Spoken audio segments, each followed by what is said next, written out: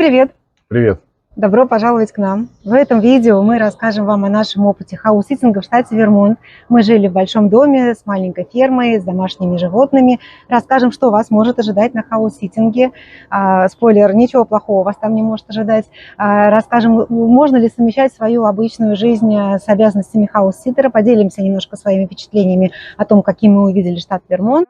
Смотрите видео обязательно до конца, и тогда вы разберетесь, подходит ли этот формат путешествия именно вам.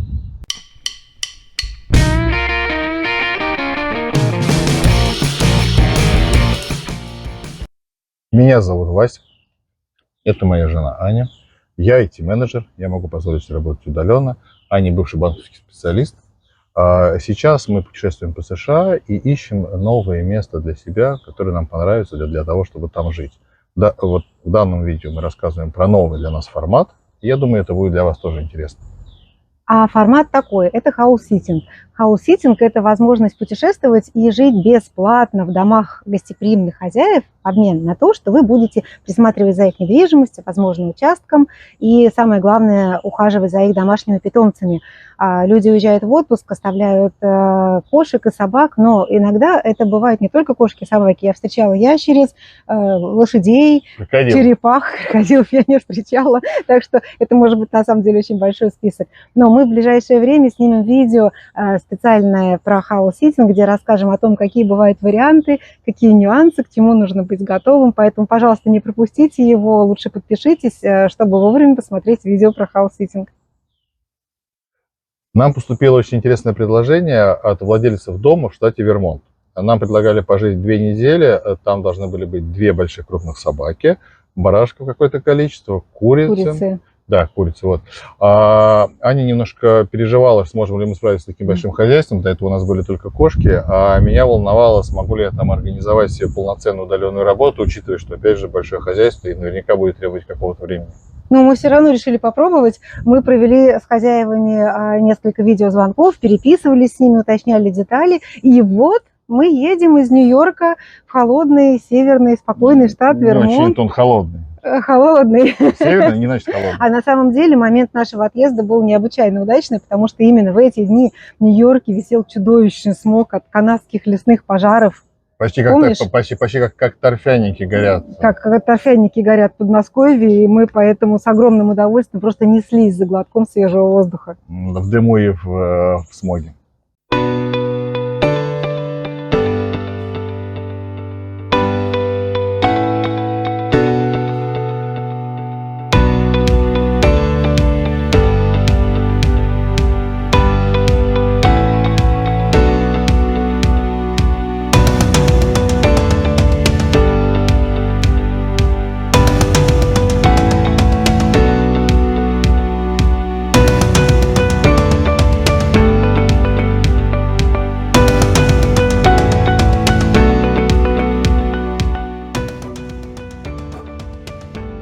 Первые 2 дня, когда мы приехали сюда, хозяин прожил вместе с нами, потому что у него достаточно большое хозяйство, я думаю, он немножко волновался за него, и он хотел нам все показать. Собственно говоря, 2 дня он нам все и показывал. У нас в хозяйстве в итоге есть 4 курицы, 6 баранов, вот 2 замечательные собаки, которые играют. В принципе, нам сейчас уже все понятно, что с ними делать, и мы ждем, когда хозяин наконец уедет, и мы сможем сами за всем за этим ухаживать и управлять всем этим хозяйством. Нам очень интересно. Такой интересный вызов для нас и новый интересный опыт. Так, а как нам совместить обязанности хаус-ситтера с нашей обычной работой? То рабочий день хаус-ситтера выглядит примерно так. Если у вас есть собака, вы понимаете, что собака точно знает, во сколько утром вас нужно вывести на прогулку. Наши собаки приходят в 5:30 утра. Они говорят, что нам пора вставать. Нам это не сложно. Мы работаем на регион Восточной Европы, поэтому мы все равно рано встаем. Итак, в 5:30 утра мы выводим их на прогулку, приводим домой, кормим завтраком, после чего готовим завтрак себе. И в 6 часов утра мы уже сидим на уличной террасе, пьем чай с фруктами, встречаем новый день.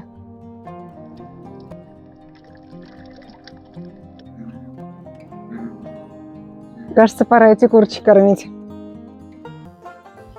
После этого мы пойдем выпустим курочек из курятника, покормим их, воду поменяем, заберем свежие яйца и пойдем сразу уж заодно с собаками погуляем. Тут что главное? Тут главное поймать гармонию нашей псевдодеревенской жизни. Потратить утром 40 минут на собак и кур – это просто физическая разминка, чтобы окончательно проснуться и потом сесть за компьютер на несколько часов. Собаки гуляют строго на поводке, как везде в Америке. Без поводка побегать по газону можно только на огороженной территории.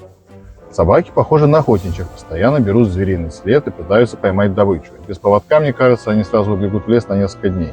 По крайней мере, с чужими собаками мы точно не будем рисковать и будем делать все по инструкции. С собаками мы еще погуляем 3 раза, минут по 10. Пару раз выпустим их быстро побегать по лужайке. Вечером покормим их ужином. Днем мы будем работать. В доме собаки будут лежать рядом с нами. За времена ковида собаки так привыкли быть рядом с человеком постоянно, что они ходят за нами по пятам, как хвостики, и их нужно постоянно гладить и разговаривать с ними. Хозяин просил не оставлять их больше, чем на 4 часа. Поэтому в нашем варианте жить обычной жизнью туриста, когда утром ты выходишь смотреть достопримечательности, возвращаешься только к вечеру, не получится. Нам это не нужно. Так, 2 часа дня. Самое время оторваться от компьютера и пойти заняться фитнесом. Ну, точнее, поухаживать за барашками.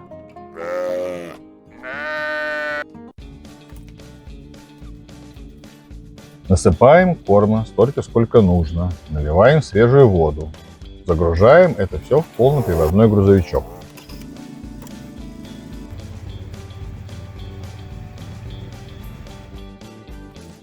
По дороге захватываем сено и солому из сарая и везем это все в загон к барашкам.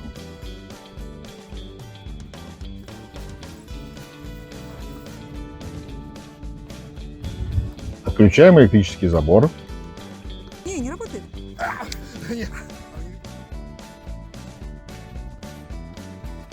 Барашкам раздаем еду. Следим, чтобы всем хватило и сильно не отогнали слабых.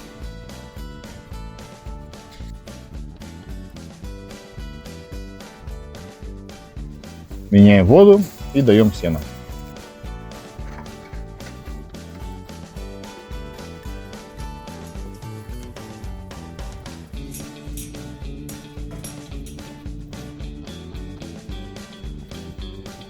А еще барашки хотят, чтобы их гладили и разговаривали с ними. Ну, совсем как собаки.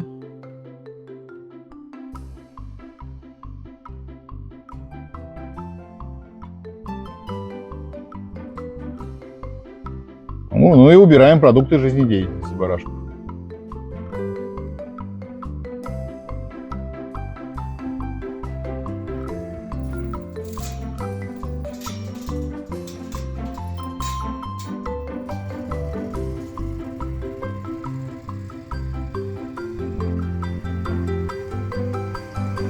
Грязную солому отвезем на компостную кучу, и уход за барашками на этом закончен. Вообще-то мы много сил потратили сегодня на всякие хозяйственные дела. А что взамен? А взамен мы 2 недели живем комфортабельно в большом доме. Здесь очень большой участок земли, нам кажется, где-то 2 гектара. Дикие звери приходят прямо к дому. Мы видели олениху с олененком, белки, бурундуки, дикие гуси прилетают, аисты видели. Лягушачьи концерты по вечерам слушаем, светлячки в лесу. Это так прекрасно, чувствуешь, что живешь в центре какого-то природного парка, заповедника. Ну, замечательно, действительно.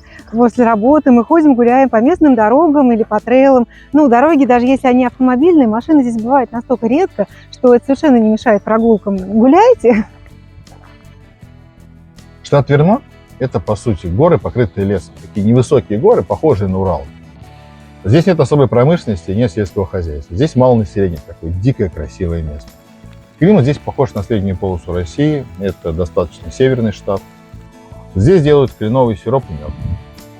И это место часто выбирают для жизни пенсионера, которым нравится именно такой климат и уединение. Ну и охота и рыбалка здесь весьма популярные занятия. Много диких лесов, есть озера, много водохранилищ. И, кстати, в этом штате разрешена свободная продажа оружия. В домах прямо на входе мы видели, как висят заряженные винтовки. И в обычном супермаркете Walmart рядом с товарами для отдыха и рыбалки спокойно располагается отдел с оружием. И можно, получается, прям в тележку, где лежат яблоки и хлеб, докинуть немножко патронов и ружья. Цены на продукты в магазине здесь высокие. собственно, почти как в Нью-Йорк-Сити. Видимо, потому что достаточно северный штат, и далеко тут сюда все завозить. Топливо тоже не дешевое. Ну и здесь самые близкие к Нью-Йорк-Сити горнолыжные курорты. Поэтому здесь много зимней туристической инфраструктуры. Ну, что касается прогулок по лесу, то в лесу полно комаров, клещей. Надо себя осматривать после прогулки. Здесь нет энцефалита, но клещи могут переносить боррелиоз. И растет ядовитый плющ, дотрагиваться до которого категорически не советуем. Вот такие крытые деревянные мосты – это еще одна достопримечательность Вермонта. А большинство американских крытых мостов было построено еще в середине XIX века, в местах, где много дешевой древесины.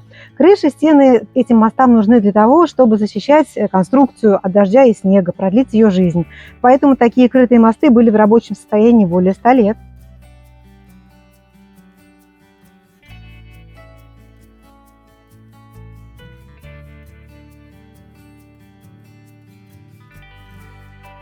Интересный шелтер нашли в горах. Видимо, раньше была печка. Вот. В палате тут много людей может поместиться. Лежит пара спальников. Тетрадка для записи.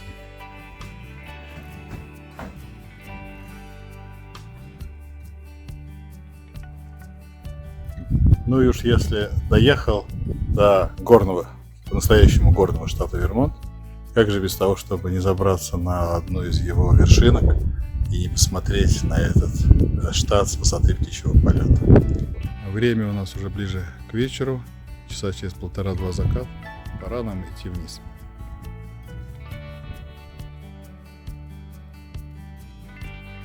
Мы спустились, и мы были где-то вон там, на самой-самой вершинке вот этой вот горы.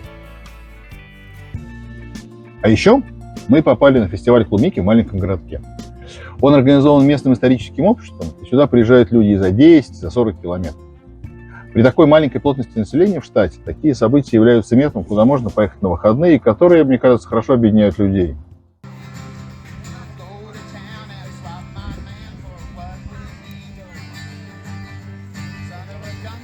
Всем приехавшим за $9 предлагалось отведать свежую клубнику, вкусный коржик с клубничным соусом, мороженым и взбитыми сливками, а также стакан лимонада. Все это, разумеется, домашнего приготовления, очевидно, из местных продуктов, и поэтому невероятно вкусно. Я вообще, наверное, первый раз в жизни ел взбитые сливки домашнего приготовления. Это просто бомба какая-то, это просто офигительная штука. Ну и тут же небольшая ярмарка, местные продукты разные, домашнее мыло, декоративные свечи, украшения. Все это очень мило, все это очень по-домашнему. Одним словом, нам понравилось. Классно. Мы возвращаемся с прогулки обычно в районе 6 вечера. Покормим собак, погуляем с ними и на закате закрываем курятник. А еще иногда поливаем небольшие грядки, но обычно дожди это делают за нас. Мы ежедневно отправляем хозяевам маленькие видео, сообщения про жизнь их питомцев, чтобы они не волновались. Это наша была инициатива, но она очень понравилась хозяевам. Ну, им же важно знать, что в их отсутствии дома все в порядке. Ну и, разумеется, мы регулярно убирали дом. Но мы же живем в нем. Мы приехали в идеально убранный и чистый дом. Мы оставили его таким же, когда хозяева вернулись. Вам тоже нужно будет постоянно поддерживать чистоту в доме, пока вы там живете. Не накапливайте немытую посуду, грязные вещи, потому что вы всегда должны быть готовы к изменению планов. Хозяева могут вернуться раньше или позже. Может произойти экстренная ситуация с животными. Итак, мы посчитали, что в общем на обязанности по хаус-ситтингу у нас уходило где-то примерно 2 часа 40 минут в день. Ну, немного, да. Особенно учитывая, что все это легкая физическая нагрузка и большая ее часть на улице, на свежем воздухе. А мы-то целый день за компьютерами сидим, так что мы совсем не против. Да-да, это было очень здорово. Одним словом, резюмируем. Штат Вермонт хорош для тех, кто любит климат средней полосы России, дикую природу, так что было поменьше людей, за то, чтобы была рыбалка, охота, ну и зимой, например, горные лыжи.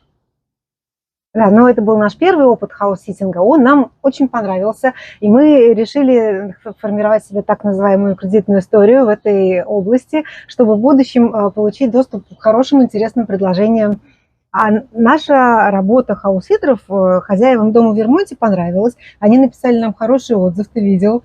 Да. И потом мы приехали уже в Нью-Йорк, и через неделю после этого мы получили от них приятный сюрприз. Они прислали нам коробку, в котором была бутыль кленового сиропа и смесь для блинчиков каких-то. Все это было изготовлено вручную, насколько я поняла, на местной вермонтской ферме. Так приятно, мы были очень обрадованы. Мы попробовать не успели, но обязательно это сделаем. Да. Ну, а вы пишите нам ваши вопросы. Не забывайте ставить лайки, подписываться на наш канал. И мы обязательно что-нибудь еще интересное снимем для вас. Про путешествия по Америке. Да. Да. Пока. Пока.